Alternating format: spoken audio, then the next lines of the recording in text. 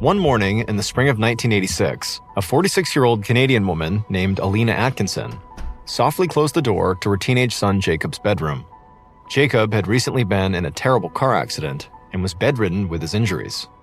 Doctors had told Alina and her husband Tyler that Jacob would require around-the-clock care to recuperate, and so even though Alina had a very busy professional career as a biologist, she had taken a leave of absence to tend to her son.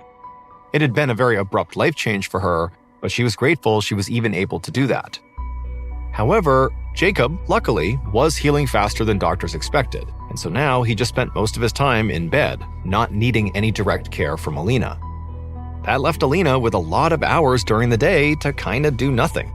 She didn't really need to look after her son, and her husband was away most of the day in Vancouver at the university where he taught mathematics. And so for a while, Alina had spent this unexpected free time reading or just playing the piano. But then she had found her old paint set from high school in the garage. As a teenager, Alina had been an avid painter. And so she figured, with all this extra free time, maybe now is a good time to rekindle her passion. Now, initially, she painted homes, buildings, and churches in a realistic architectural style. But in the last couple of weeks, she'd been experimenting with painting new things and using new brushwork techniques.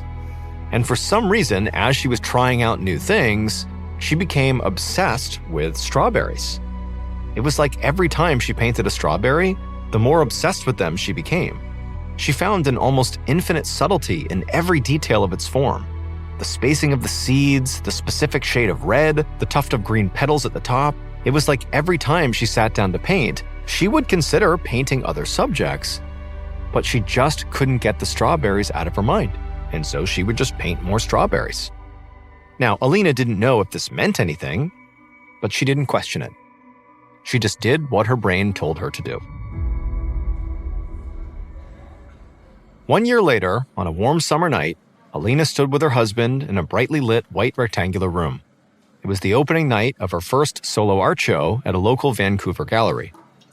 Tyler tapped his plastic cup of white wine against hers and whistled in awe at the walls filled with her amazing artwork. The paintings were filled with detail. There were paintings of houses ringed in seas of brightly colored flowers, with every petal carefully shaded. There were these kaleidoscopic circular paintings of roots and mushrooms and octopuses. And there were paintings of leaves and bark and tropical fish, all rendered in a similarly obsessive way. They were undoubtedly beautiful, but full of so much detail, it almost looked kind of manic. Now, Alina didn't really understand where this intense creative drive was coming from. I mean, she had wanted to get back into painting, but didn't expect to be so head over heels in love with it again. But she was very proud of what she'd made. Months earlier, when Jacob had recovered enough to return to high school, Alina realized something big. She didn't want to go back to her old life.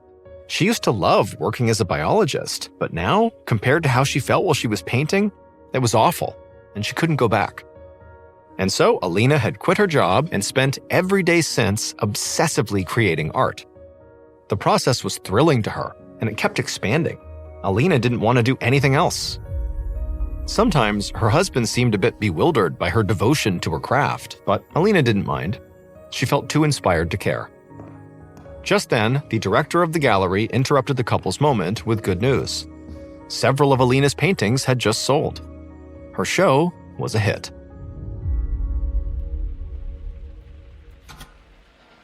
Seven years later, on a drizzly winter morning in 1994, Alina was in the kitchen making toast and envisioning her day in the art studio. The house was quiet, except for a small radio that Alina kept tuned to the classical music station. And after a while, she realized she'd been listening to the same piece of music for what felt like a really long time. She stared at the radio and focused on what she was hearing. The song was a strange hypnotic march with a rolling staccato snare drum carrying a melody of flutes and bells. Across almost 15 minutes, the song swelled and snowballed, adding more and more instruments until it crescendoed in a bombastic parade of sound and then crashed into silence. When the music finally stopped, the DJ identified the song as Bolero by the French composer Maurice Ravel, composed in 1928. Alina had never felt so moved by a piece of music ever in her life. Something about this bolero had affected her in a profound way. She poured herself a mug of tea and then hurried to the studio. She had an idea. 3 weeks later, Alina perched on a stool in her studio with a brush in her hand, her face inches from the canvas. On the shelf by the window, her CD player was switched to repeat mode to play the same track over and over, which was, of course, Ravel's Bolero. It was the only music Alina had listened to for weeks. It was also the subject of her latest painting that she had been working on for weeks. The painting was supposed to be a visual representation of the song Bolero. Each note was depicted as a different color. For instance, B-flat was metallic green. The duration of the song was expressed as a series of rectangles stacked on top of each other. The height of each shape represented the loudness of the instruments. Alina listened to Bolero hundreds and hundreds of times to create her visual coding system. This required an extreme level of focus, but Alina had never felt so inspired. She felt like she was making her masterpiece. The most challenging part, though, was translating the climax of Bolero to painting. During the climax, the music becomes dense and dramatic, with crashing drums and instruments overlapping with one another. Alina conveyed this chaos by making her map of shapes and colors grow larger and larger and then start to sort of fall apart, like a scarf unraveling. And one night, while staring at the painting, the title of it came to her. She called it Unraveling Bolero. 6 years later, on a weekend afternoon in the year 2000, Tyler was making lunch for his wife. Unraveling Bolero had become a small sensation in the art world, and since its release, Alina's career had steadily grown. After knocking on his wife's studio door, Tyler nudged it open and went inside. As always, Alina was in front of her easel with a large palette of paints beside her. Tyler asked her what she wanted for lunch, but at first, she didn't seem to hear him. When he asked again, she simply blurted out a string of words. Sandwich, apple, tea. Back in the kitchen, Tyler kept thinking about Alina's response. He had noticed his wife had seemed less talkative lately, but he had assumed she was just lost in thoughts about her work. Now, he wasn't so sure. A year later, Tyler's brother and wife were visiting from out of state for the holidays. Tyler asked Alina to take a break from painting so they could spend some time together, and she had agreed. While Tyler waited for her to finish up in the studio, he opened up a bottle of wine and lit a fire in the fireplace. When Alina emerged and joined them, Tyler's brother asked her what she'd been working on. Alina opened her mouth to explain, but then she just cocked her head to the side as if she was trying to remember what she was going to say. Then, instead of actually speaking, she began tracing a triangular shape in the air, like she was playing a game of charades. Tyler couldn't tell if his wife was just being playful or something, but he translated for her. He explained to his brother that Alina's new painting was of some friends on vacation in Egypt, in front of the pyramids, hence the triangle. Now, Alina would eventually regain her speech, and so everyone just kind of forgot about this weird moment, but Tyler didn't. He kept thinking about the way Alina had become momentarily speechless. He couldn't help but feel like something was happening to his wife. He just didn't understand what. Another year later, one evening in the fall of 2002, Tyler went into Alina's studio to discuss their dinner plans for the night. He suggested a couple of local spots, then asked if she had a craving for anything specific. And he watched as Alina didn't answer him, and then she began to furrow her brow and began to look really frustrated.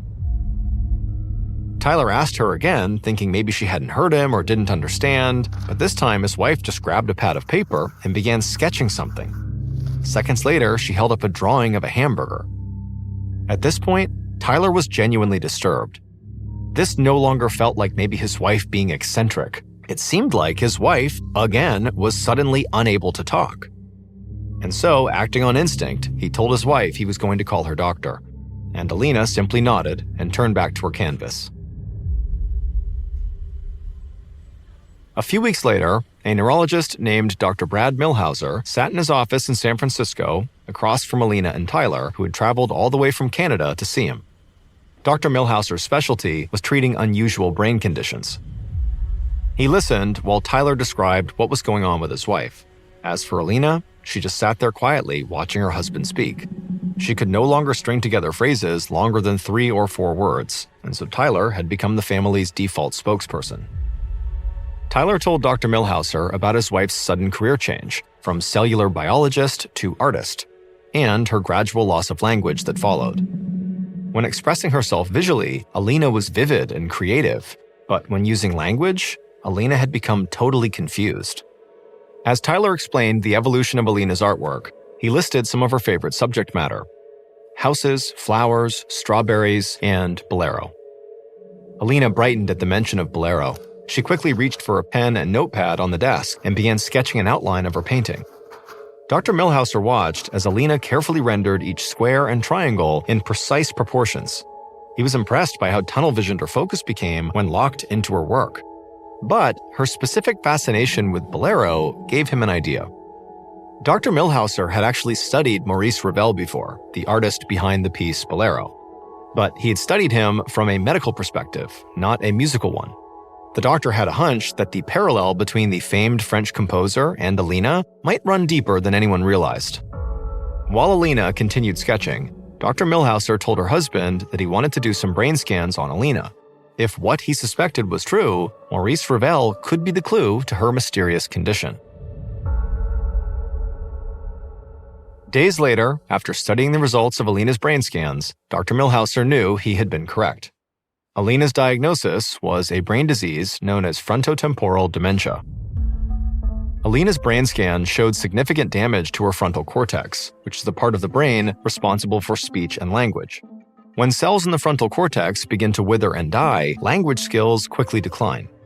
What causes frontotemporal dementia is not still fully known, but some doctors think it's due to the buildup of abnormal proteins in the brain.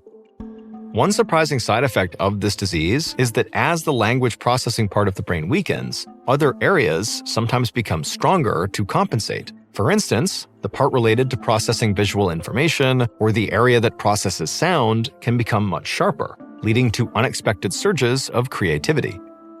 But these bursts can express themselves in extreme or obsessive ways, such as repeating a single idea over and over again, like Alina's paintings of countless strawberries, or Maurice Ravel's Bolero, which repeats the first melody 9 times. What Dr. Millhauser knew from his studies was that Maurice Ravel also suffered from frontotemporal dementia. In 1933, 6 years after composing Bolero, Ravel's mental health began deteriorating. Within 2 years, Ravel couldn't write or speak. Although brain scanning technology didn't exist during Ravel's lifetime, a French surgeon examined the composer's brain just before his death in 1937. In his notes, the surgeon described 2 of the lobes in Ravel's brain as being sunken. Ravel and Alina's unraveling were almost identical. A spike of artistic vision followed by a sudden loss of language. The fact that Alina based her most famous painting on Bolero was the clue to her diagnosis, but it was also a cosmically strange coincidence. Despite identifying Alina's condition, there was unfortunately nothing that doctors could do to reverse it. She gradually lost control of the entire right side of her body, and then she entirely lost the ability to talk or even understand words. All the while, Alina continued to paint. But by 2005, Alina's body had degenerated so badly that she finally stopped painting. And then 2 years after that, Alina Atkinson died. Almost 70 years to the month after her inspiration, Maurice Ravel, also died. To this day, her painting, Unraveling Bolero, hangs in Dr. Millhauser's office, a fitting place for a work of art that reminds us how huge a role brain activity plays in creativity.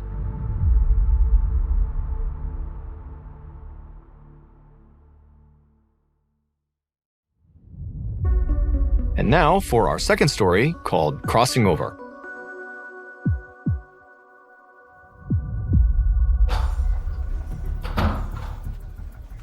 One morning in September of 2019, a 33-year-old man named Daniel Flores stumbled into the lobby of a busy emergency room in Boston, Massachusetts. He was delirious, soaked in sweat, and clutching his stomach in obvious pain. As he waited in line to sign in, Daniel's chest started to heave. All of a sudden, he could barely breathe. Before he could call for help, his vision turned blurry, and he collapsed to the floor. Moments later, he felt people lifting him up, placing him in a wheelchair, and rushing him through a series of swinging doors. The hospital swirled around him in a haze of voices, bodies, and fluorescent lights as someone placed an oxygen mask over his mouth. Soon, Daniel found himself lying on a bed in a small room while a man in a white coat spoke to him. Daniel assumed he was the doctor, but he wasn't sure because Daniel didn't speak English. The doctor seemed to realize Daniel was not understanding him, so he stepped out into the hallway and yelled something, and Daniel caught one familiar word: Español. Soon, a young male nurse hurried into the room and introduced himself in Spanish. He said that he would be Daniel's interpreter. After grabbing a clipboard off the counter, the nurse asked Daniel how long he'd been experiencing his symptoms. Daniel removed his oxygen mask and told him that he'd been feeling nauseous ever since arriving in Massachusetts 4 days ago with his wife and kids. And then once they had actually gotten to Boston 2 days earlier, it had only gotten worse, and he had begun coughing up blood. At first, it had been bright red, but over the past 2 days, the blood had only gotten darker. This morning, before coming to the hospital, the blood looked brown and gritty, almost like coffee grounds. The interpreter nodded and relayed this information to the doctor. The doctor listened intently, then said something to the interpreter. The interpreter then turned to Daniel and asked him about his medical history. Specifically, he wanted to know if Daniel smoked, drank, or took drugs. Daniel hesitated to tell the truth, but he decided he would trust the interpreter. He admitted that although he had recently quit, for 15 years, Daniel had smoked a pack of cigarettes a day. He also drank daily, at least 2 or 3 drinks. After this, the interpreter and the doctor began speaking to each other. Daniel obviously didn't know what they were saying, but their voices sounded serious, which made him feel nervous. Eventually, the interpreter turned back to Daniel. He told Daniel that coughing up blood often indicates bleeding inside of the digestive tract, which can be life-threatening. In order to find out more, the doctor wanted to run some tests, and Daniel agreed. After the doctor left to go arrange the tests, the interpreter flipped to a new page of Daniel's patient intake form, and his next question was about Daniel's family history. However, Daniel really didn't want to answer. He knew that if right now he said the wrong thing, he and his family could be in a lot of trouble with immigration officials. About an hour later, Dr. Nicholas Hunt opened up an image on his computer. He was studying an X-ray the lab had just sent him of a new patient, Daniel Flores.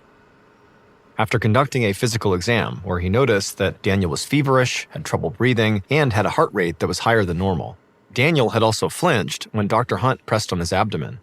It seemed to him that Daniel's body was breaking down in several ways simultaneously, but he wasn't sure why. Dr. Hunt knew he would need to narrow down the options before Daniel's symptoms worsened. As Dr. Hunt examined the X-ray, he couldn't help but feel like the image was pretty worrying. Both of Daniel's lungs looked patchy and opaque. That meant they were infected, possibly with pneumonia, or even something more serious. As a precaution, Dr. Hunt put Daniel on a regimen of broad-spectrum antibiotics that would hopefully slow any infection while Dr. Hunt figured out what was wrong. Just then, the doctor got another email. It was another test result from the lab, Daniel's blood test, and none of it was good news. The test indicated that Daniel had low levels of sodium and potassium, which suggested mild kidney damage. Daniel's liver enzyme levels were much higher than they should have been too, which meant he also might have liver damage, possibly from years of daily drinking. Daniel showed high levels of a type of white blood cell called neutrophils, which are part of the immune system's response to infections. And so it looked to Dr. Hunt like Daniel's body was trying to fight something off. But his long years of drinking and smoking had very likely left his immune system dangerously weakened. It was clear to Dr. Hunt that the clock was ticking for Daniel Flores. He wanted to help, but he still didn't know what he was up against. Dr. Hunt shared Daniel's test results with a colleague, an internist named Marissa Kaneko. Dr. Hunt had already forwarded her Daniel's medical file so that she could help determine if Daniel's kidney or liver damage might be causing internal bleeding. Dr. Kaneko said she found Daniel's lab results equally worrying, and the source of the bleeding needed to be found quickly. And so she recommended to Dr. Hunt that Daniel have either a bronchoscopy or an upper endoscopy, so the doctors could have a look inside of him. A bronchoscopy is a procedure that uses a thin, flexible tube mounted with a camera, called a bronchoscope, to examine the lungs and throat. An upper endoscopy would be similar, but would examine the digestive tract. Dr. Hunt agreed with her idea. 1 hour later, Dr. Kaneko stood above Daniel in the operating room, gently guiding the bronchoscope down his throat as her sedated patient lay perfectly still. She watched the bronchoscope's progress on a small monitor positioned above Daniel's bed. As the tube found its way inside of Daniel's lungs, Dr. Kaneko saw streaks of dark red lining the inside. It's what she was afraid of finding. They were bloody secretions from decades of heavy smoking. Dr. Kaneko maneuvered the bronchoscope as delicately as possible to collect fluid samples for testing. But even the softest touch of the scope against Daniel's lung tissue triggered even more bleeding. On the monitor, she could see blood was actually oozing from the tiny air sacs in the lungs called alveoli. This was clearly more than damage from just smoking. Something else was causing Daniel's lungs to hemorrhage blood. If she couldn't identify the cause, Daniel could easily bleed to death. However, there were a lot of options to weed out. This type of hemorrhaging was a common symptom of many infectious diseases, from something common like pneumonia to rare autoimmune conditions such as vasculitis and Goodpasture syndrome, and even a potentially fatal condition called acute respiratory distress syndrome. Dr. Kaneko carefully retracted the bronchoscope up and out of Daniel's esophagus. Then a nurse wheeled Daniel back to his room. At this point, the doctor had successfully confirmed that there was something critically wrong with Daniel, putting him in immediate danger of death. However, that knowledge didn't put them any closer to finding a cure.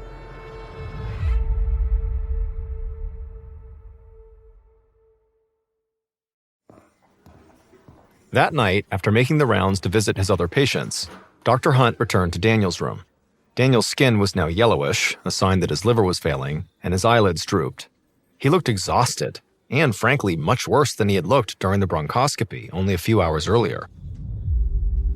Dr. Hunt wrapped a blood pressure cuff around Daniel's bicep. He inflated it, then watched the gauge while listening to Daniel's blood flow with his stethoscope. He tried not to show any outward signs of worry on his face when he saw that Daniel's blood pressure had dropped significantly. Dr. Hunt also noticed Daniel's breathing had become raspy and shallow. He placed his stethoscope on Daniel's chest and listened. Between breaths, he heard a brittle, crackling sound, which indicated fluid building up in Daniel's lungs. All of Daniel's organs seemed to be losing the battle against whatever was attacking them. Dr. Hunt decided to run an emergency blood test to check on his patient's failing kidneys. This time, the news was even worse. Daniel's kidneys had shut down. Dr. Hunt immediately ordered Daniel to be put on dialysis.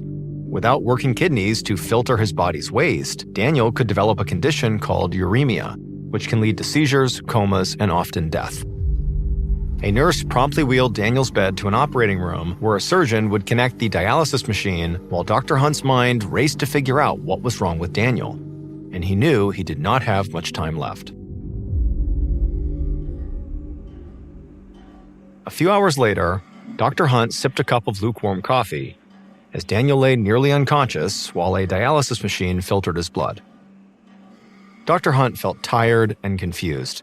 Daniel's symptoms were so extensive and serious that it was difficult to narrow it down to a single cause. Dr. Hunt had ordered lab technicians to run tests for Daniel of virtually every autoimmune disease, but the results kept coming back negative. Early the following morning, the on-duty nurse notified Dr. Hunt that Daniel's oxygen levels had plummeted. His lungs were now too weak to process oxygen. If it went on much longer, the lack of oxygen in Daniel's blood would cause permanent damage to his brain. Dr. Hunt ordered Daniel to be intubated to help with his breathing and then transferred to the ICU. In the 24 hours since Daniel had stumbled into the hospital, his condition had only grown steadily worse. If Dr. Hunt didn't come up with something quick, it was unlikely Daniel would survive much longer.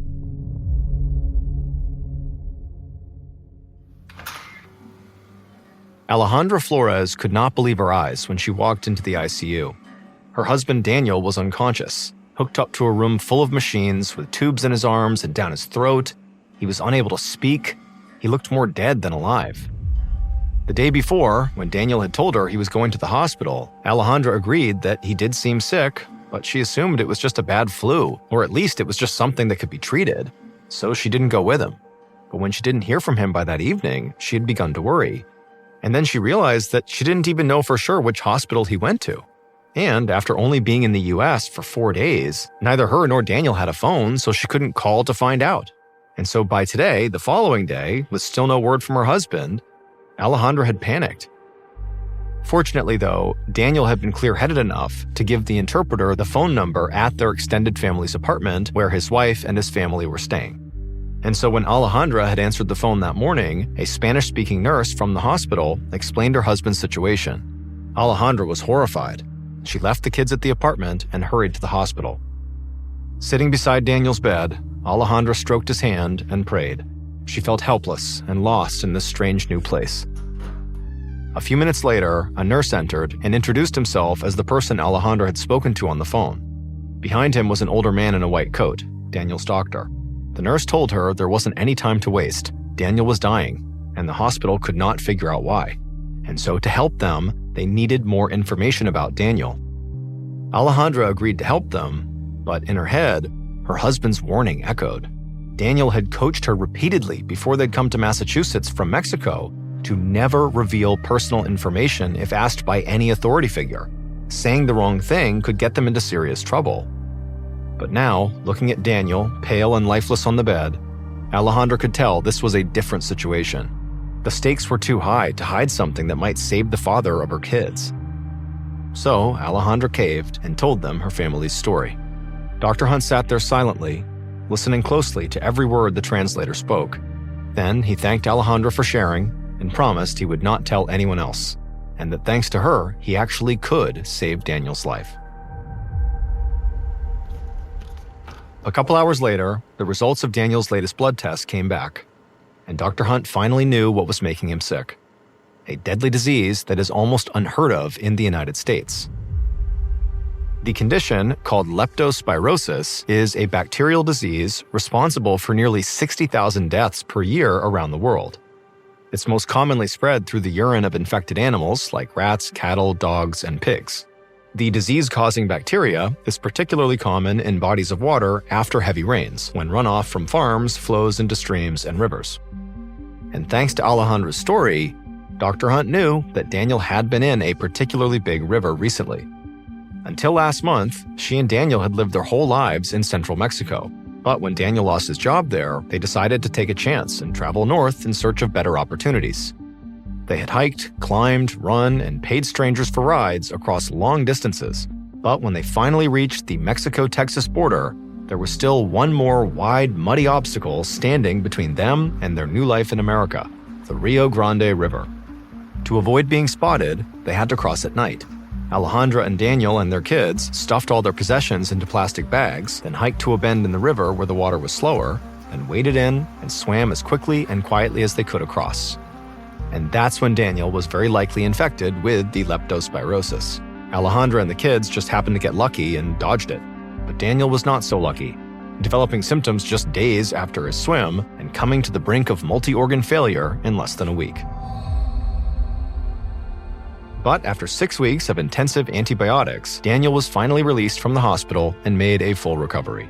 His journey to America had nearly killed him, but sharing the truth of his family's story ultimately saved his life. On the morning of Sunday, April 26, 2009, in a suburb of Atlanta, Georgia, a 25-year-old woman named Heather Strube sat with her boyfriend, Mike, at the kitchen table of Mike's home. Heather and Mike had been dating for a year, but somehow everything still felt fresh and new, and Heather wished she could just spend all day with Mike. But this Sunday, Heather had plans. She was going to church, then to do some chores at her house, and then she would pick up her 19-month-old son from his father. She knew, in theory, she could skip church in order to spend a little more time with Mike. But for Heather, skipping church was like missing a meal. Whenever she did it, she ended up with an empty feeling in her stomach. So, after taking her last bite, Heather stood up and dropped her dishes in the sink, kissed Mike on the forehead, told him she loved him, and walked out the door. Heather drove across town to church, went inside, sat down in a long wooden pew, and waited for the service to start. Church had always been an important part of Heather's life.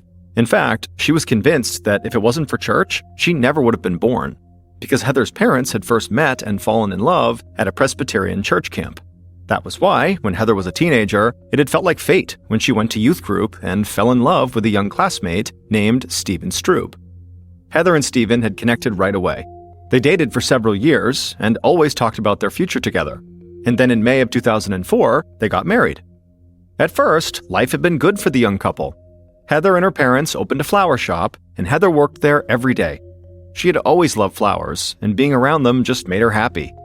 And the flower shop was a true family business.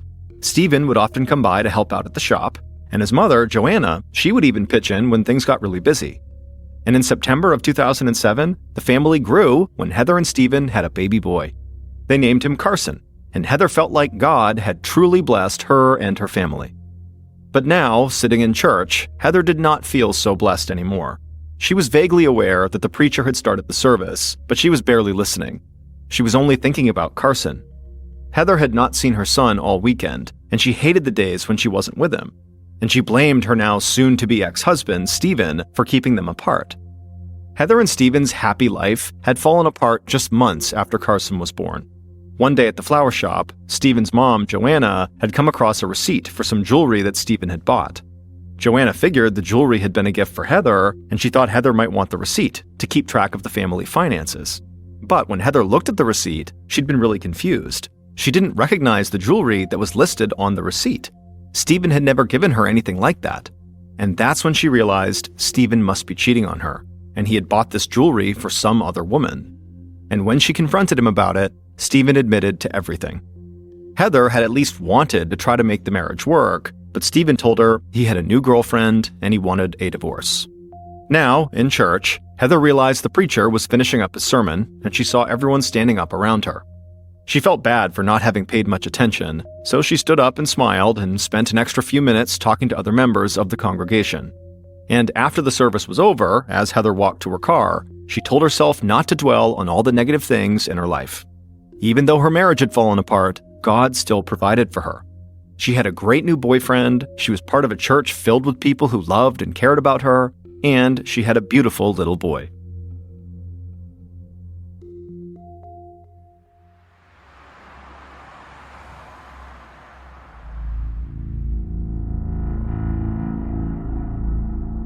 At around 6 p.m. that night, Heather drove across town to pick up Carson. But the little bit of hope she had started to feel after church had now disappeared, and she felt uneasy.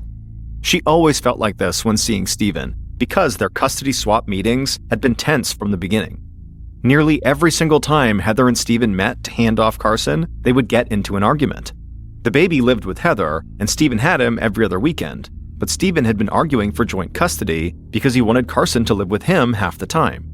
The fights between the parents had gotten so bad at one point that Heather had insisted on doing the custody swaps in the parking lot of a busy shopping center. Recently, though, the animosity had sort of leveled off. Stephen just wanted to be done with the divorce proceedings, so he had finally agreed to allow Heather full custody of their son. Still, though, Heather preferred to meet Stephen in public. When Heather pulled into the Target parking lot in the city of Snellville, Georgia that night, she saw Stephen was already there, waiting outside of his car. So Heather parked and then walked over to him. Stephen said a quick hello, and he lifted Carson out of his car and handed him over to Heather. And without saying anything else, Stephen got back in his car and drove out of the lot. But Heather was so happy to have her son back, she didn't even care that Stephen had barely acknowledged her. She had a huge smile on her face and talked to Carson as she carried him to her SUV. She opened the rear passenger door and carefully secured him in his car seat. Heather shut the door and walked around to the driver's side, and she heard footsteps coming up behind her. Heather turned around, and she was startled to see a strange-looking man standing there. He had wild hair and a thick mustache, and he had a messenger bag strapped around his shoulder. This man spoke to Heather, and when she heard what he said, she lunged for the door and tried to open it. Seconds later, shoppers in this busy Target parking lot heard the loud bang of a gunshot. Some of the shoppers just froze in complete terror, and others took off running and screaming, afraid the shooter would keep on firing. But a couple of the shoppers immediately turned in the direction of the sound, and they saw a man with wild hair calmly walking away from an SUV towards the woods that surrounded the shopping center. These shoppers rushed over to the SUV, and when they saw a woman slumped on the ground and blood covering her face, they called 911. Officer Neil Carter of the Snellville Police was patrolling in his cruiser not far from the target when he heard the call come through on the police radio. Carter instantly spun a U-turn and stepped on the gas. When he pulled into the Target parking lot, he saw a group of people already heading towards his car. Carter parked, stepped outside, and then walked directly into complete chaos. Everybody in the parking lot, all these people who had just been doing some Sunday shopping before they witnessed a shooting, descended on Officer Carter. And they were shouting and trying to tell him what they saw, but there were so many of them, and they were all so upset that Carter couldn't understand anything they were telling him.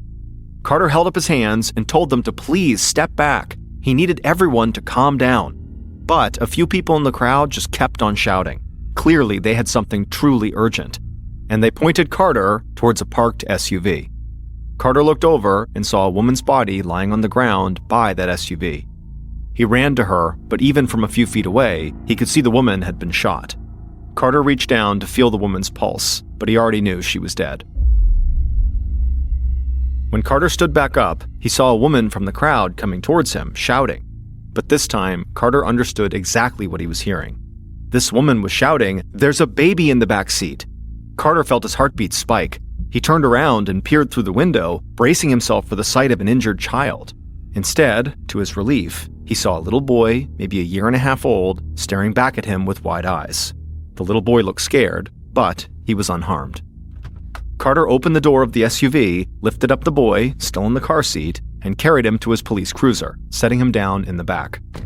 At this point, Carter saw a wave of police and first responders arriving, and he saw the crowd rushing towards them like they did to him. Carter just looked at the baby in the back of his police car. Carter could barely think straight, and he wasn't sure what to do next.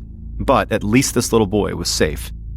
Just then, Carter heard shouting behind him again, and he turned and saw another woman approaching him, waving her arms to get his attention. His first impulse was to tell her to stay back, but she pointed to a spot near the edge of the parking lot, and she said she had seen the shooter standing there before the shooting. This could be a solid lead, so Carter quickly refocused and started writing down the woman's account in his notebook. She said the shooter had been watching the victim from nearby, on the other side of a few parked cars. He was a short, slender man with an odd mustache and wild black hair, and he was wearing khaki pants and a blue button-up shirt. Carter thanked the woman and then shared her description of the shooter to the other officers at the scene. Carter stayed behind and arranged for the baby to be taken to the police station, while other officers fanned out and began searching the area around the target with canine units, hoping to find the suspect. The police dogs led their handlers to the edge of the parking lot and then followed a scent through the woods surrounding the target into the parking lot of an adjacent hotel. But that's where the dogs lost the trail. The police figured the killer must have gotten into a vehicle parked at that location and driven off. Just beyond the hotel parking lot was a highway, and the officers knew that by now, the killer was probably miles away. Meanwhile, back at the crime scene, Officer Carter found the victim's purse with her license inside of it. Now they had an ID. Her name was Heather Strube.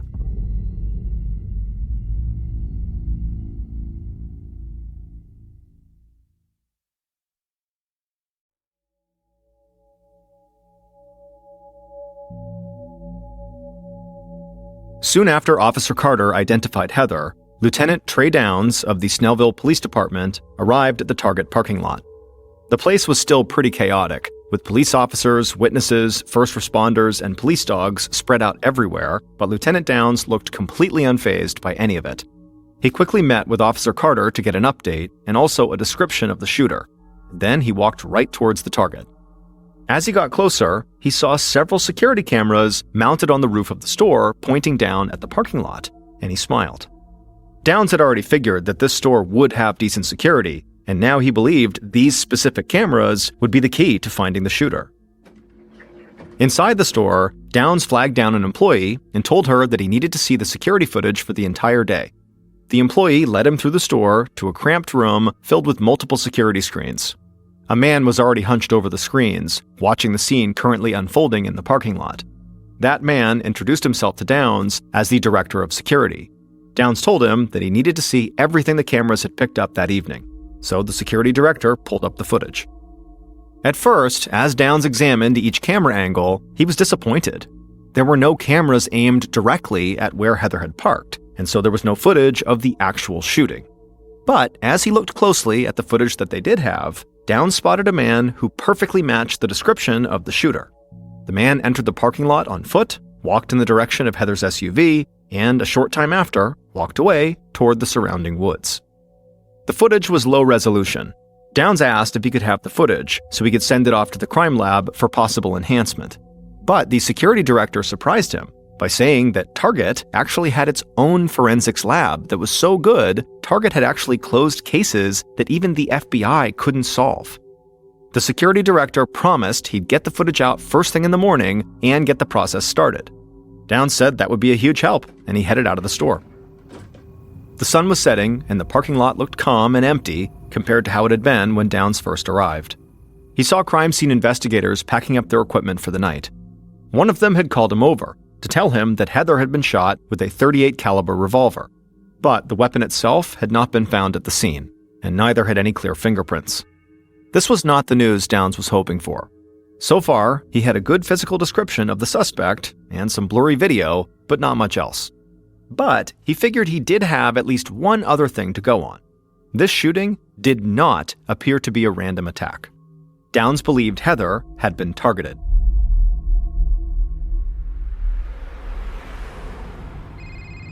Heather's parents were out of town, driving through Alabama, when Heather's mom's cell phone began to ring. She picked it up and heard the voice of her father, Heather's grandfather, on the other end, and his voice was shaking. He told her that he had just been visited by the police and he had some horrible news that he could barely even believe was true. The police had brought Carson to his house and told him that Heather had been murdered. Heather's mom screamed and hung up the phone. Heather's dad, who was driving, asked her what was going on. Heather's mom could barely get the words out, but she told him that their daughter had been killed. Heather's dad pulled over to the side of the road, and the two parents just sat there and wept. Then they turned the car around and began making the trip back home to Georgia. Several hours later, late on the night of the murder, Heather's parents walked into the Snellville police station and saw Lieutenant Downs waiting for them. Heather's parents looked completely dazed, like they barely knew where they were. They'd sped home from Alabama, almost without saying a word to each other. It was almost like if they didn't talk about what had happened, maybe it wasn't real.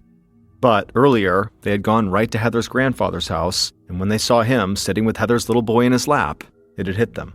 They had lost their daughter, and Carson had lost his mom.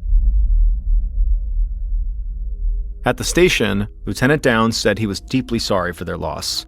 He understood they were grieving and in shock, but every second counted in a homicide investigation, and so he couldn't wait to ask them questions. Heather's parents said they understood, and they followed Downs to his office and sat across from him at his desk. First, Downs wanted to know if they knew what their daughter was doing at the Target that evening. Was she just shopping? Heather's mom shook her head. She said Heather and her husband Stephen were separated, and they met at Target to hand off their son as part of their custody agreement. The custody battle had been ugly, she said. She paused, and in a quiet voice, she asked Lieutenant Downs if he thought Stephen could have had something to do with Heather's death. Downs was not surprised by this question. A husband going through a divorce was almost always suspect number one in a murder like this. It was his first thought too.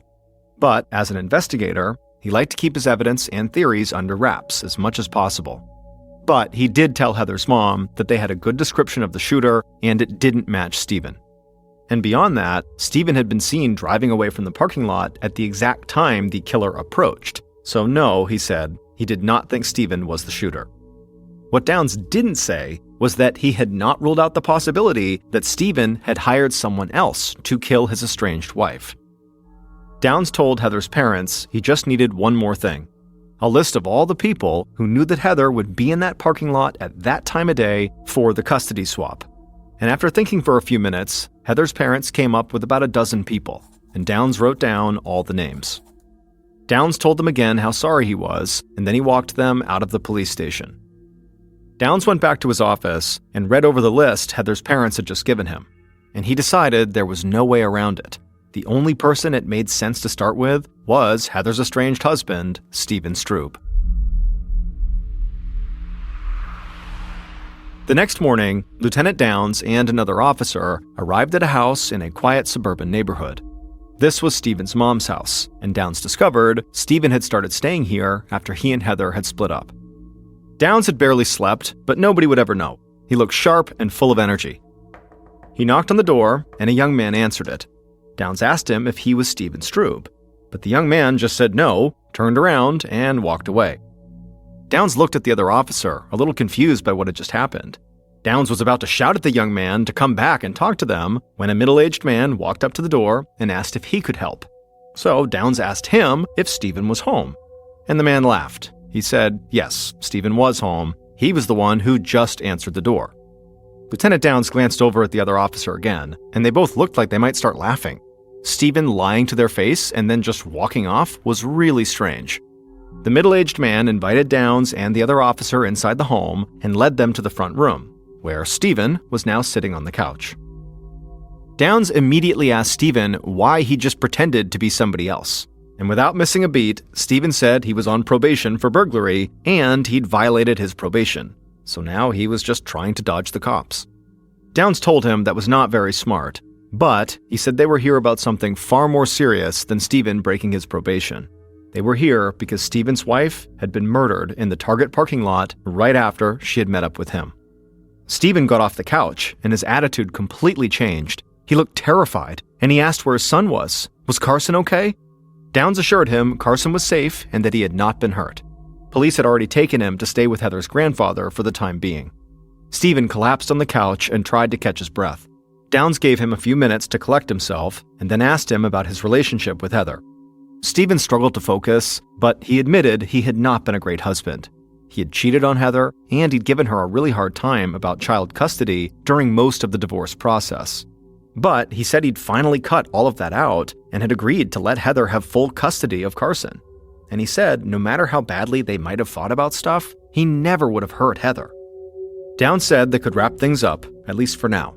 He just needed to know where Stephen went after meeting Heather at that Target. Stephen said he met up with his girlfriend and then they got his car washed. After that, he came home to his mom's house and just hung out by himself because his mom was away visiting her parents. Downs could check with the girlfriend about the car wash, but Stephen had no real alibi for where he went after that. Still, Downs knew pinning down exactly where Stephen had been wouldn't necessarily help the investigation, because unless Stephen had the ability to be two places at once, he was not the one who pulled the trigger. So Downs told Stephen they'd follow up if they needed to, and then he and the other officer left the house and went back to the station. Sitting in his office, Downs felt conflicted. He thought Stephen could have paid someone to kill Heather because of the divorce, and in addition to that, Downs now knew Stephen had violated probation for another crime. But Downs had also seen how upset Stephen got when he thought something might have happened to his son, and Downs just felt like he couldn't be faking that. So, Downs began going back over the list of people Heather's parents had given him, and something hit him right away. And he admitted to himself it seemed pretty obvious. If Heather's husband didn't kill her, maybe her boyfriend did.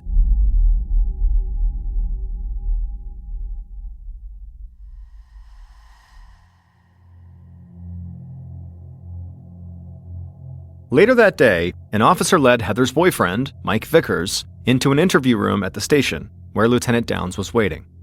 And right away, Downs noticed Mike's slight size. He was about 5 foot 7 inches tall and he was slender, just like the suspect on the Target surveillance video.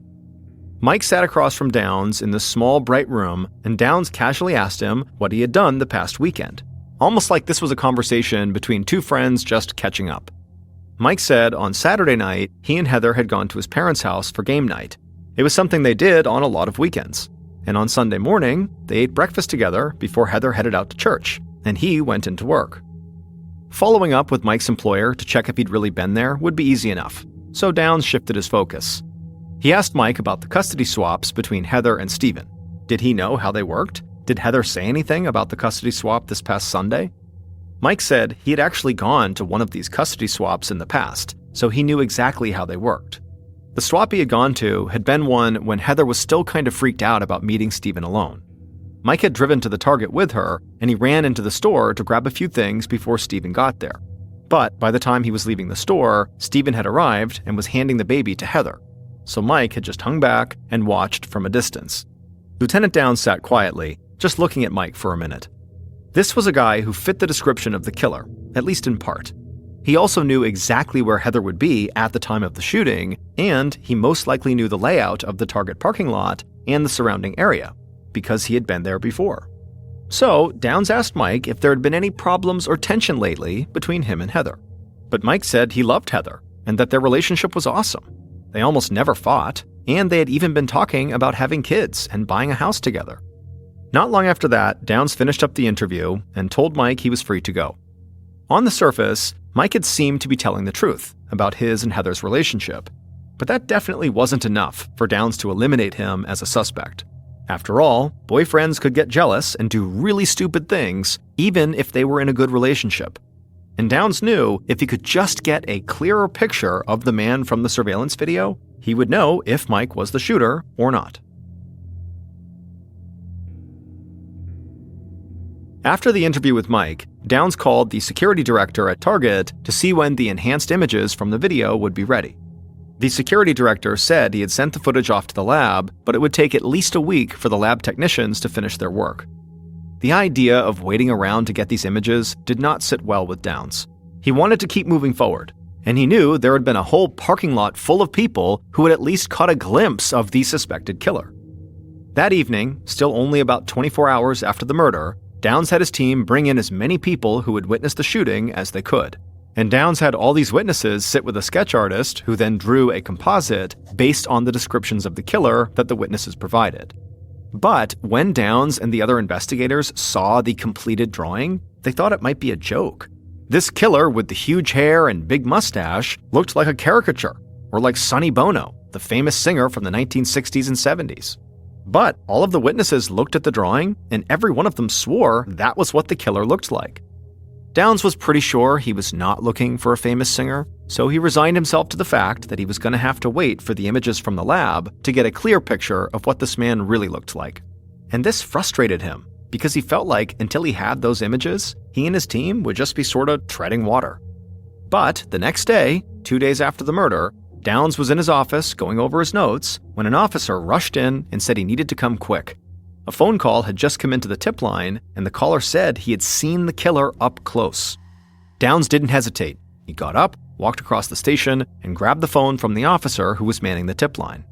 Downs quickly introduced himself and asked the caller to tell him everything. The caller said he happened to be at that hotel that was right by the Target on the day before the shooting, and he had seen this really strange-looking guy lingering in the hotel parking lot. But that wasn't all. This weird guy was clearly staking out the area. He was looking through a pair of binoculars, and then he took a bunch of photos. And then when the guy was done taking the photos, he hopped in a Ford F-150 pickup truck and took off. Downs, who prided himself on almost always remaining calm, felt a huge rush of excitement. He asked the caller if he managed to get the truck's license plate number. But the caller said he didn't. However, he said the truck was white and it had a really distinctive black trim all around it. Downs got even more excited. A license plate number would have been perfect, but this description was still huge. Downs got the caller's info and then hung up the phone. He quickly gathered his team and they ran a search through motor vehicle records for all the white Ford F-150s registered in the county. And when Downs saw the name of one of the people who owned a Ford F-150 in town, he thought he might have just found Heather's killer. Later that afternoon, Lieutenant Downs drove through a quiet suburban neighborhood with the hotel witness sitting next to him in the passenger seat. Downs spotted the house he was looking for and stopped the car. He pointed to the white truck parked in the driveway, and the hotel witness looked at it through the passenger side window. And when he saw it, the witness immediately said that that was the truck he'd seen the strange-looking man get into at the hotel. There was no mistaking the distinct black trim all around it. Downs said that was great news. He thanked the witness for coming along, then he hit the gas and sped away from the house. The following day, which was only 3 days after the shooting, police got a search warrant for the house where the white truck was parked, and they impounded the truck and brought it in for a forensics search. And the forensics team quickly discovered that the truck had clearly been recently cleaned, because it was absolutely immaculate inside. This made it difficult for them to find anything useful in the truck, so they sent it to the Georgia Bureau of Investigation's lab to undergo trace evidence testing, hoping the state lab might be able to find something that they couldn't. In the meantime, Downs and his team cataloged everything they had taken when they searched the house where the white truck had been found. And the more evidence Downs saw, the more confident he became that he had found the killer. Still, Downs wanted to make sure his case was airtight before he made an arrest. He didn't want to bring the killer into police custody just to have the district attorney's office tell him that the case wasn't strong enough to argue in court. But Downs didn't have to wait too long to get another big piece of evidence. A little over a week after the murder, the Target lab sent the enhanced surveillance images to Downs. And as the lieutenant looked at these images, he saw something that he believed would help him close this case. On the afternoon that Lieutenant Downs got the images, he led Heather's estranged husband, Stephen, into one of the station's interview rooms. Downs sat Stephen down at a table that had a laptop sitting on it. Downs flipped open the laptop and pulled up several images. He told him that these were enhanced images that had been pulled from target surveillance footage taken on the evening Heather was killed. Downs leaned in and asked Stephen if he recognized the man with the big hair and the mustache in the images. Stephen stared at the screen, and then he dropped his head and looked down at the floor. Without looking up at Downs, he just said he did recognize this man. Lieutenant Downs felt like this investigation had just been wrapped up in a nice little bow. He knew it would still take time to compile all the evidence and put together the strongest case possible, but in that moment, Downs was sure that he knew who killed Heather Strube.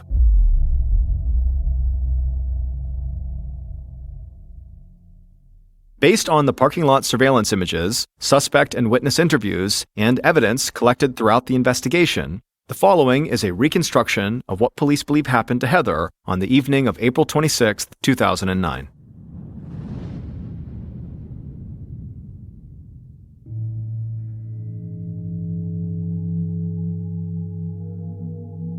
At around 6 p.m., the killer crouched down behind a row of parked cars at the edge of the Target parking lot, tightened the messenger bag slung over their shoulder, and watched Heather and Stephen's custody swap.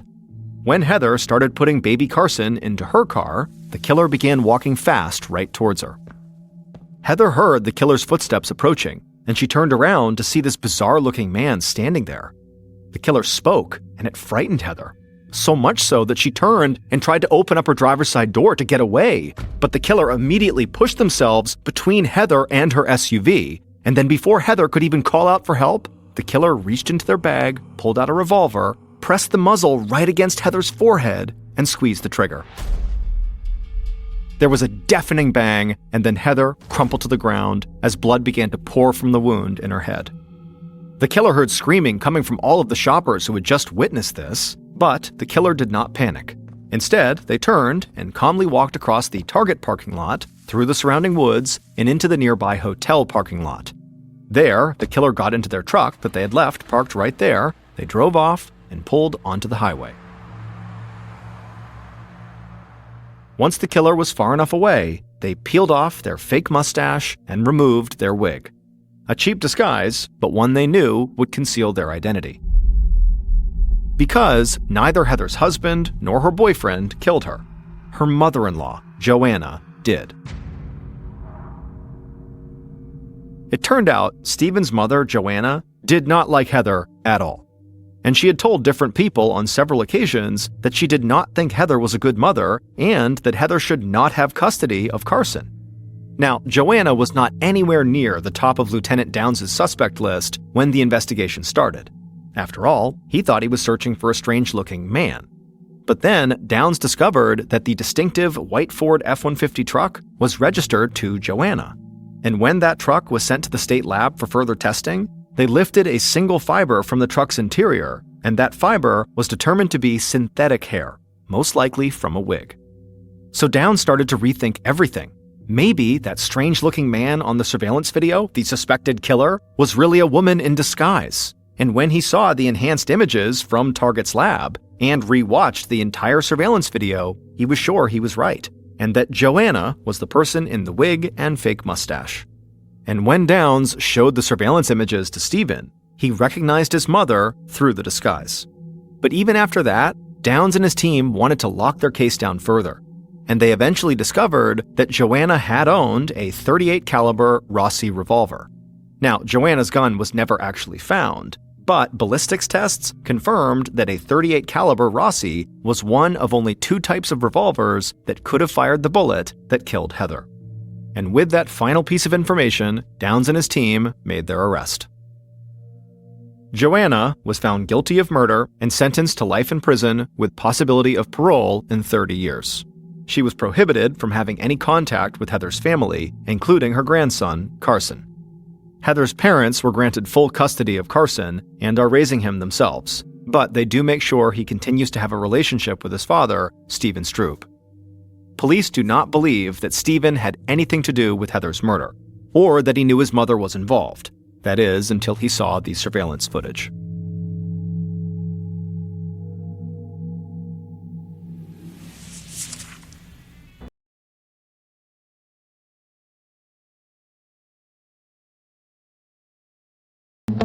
like nights would never change. You said we're just being honest, while I was building names. I held on to small moments, like they could make you stay. But loving you felt borrowed, like sunlight in the shade. You smiled when I got closer, then stepped just out of reach. I kept pretending distance was something I could beat. We were almost stars, yeah, we got so close. Thank you for listening to the Mr. Ballin podcast. If you like today's story and you're looking for more strange, dark, and mysterious content, be sure to check out all our studio's podcasts. They are this one, the Mr. Ballin podcast. We also have Mr. Ballen's Medical Mysteries, Bedtime Stories, Wartime Stories, and also Runful. To find those other podcasts, all you have to do is search for Ballin Studios wherever you listen to your podcasts.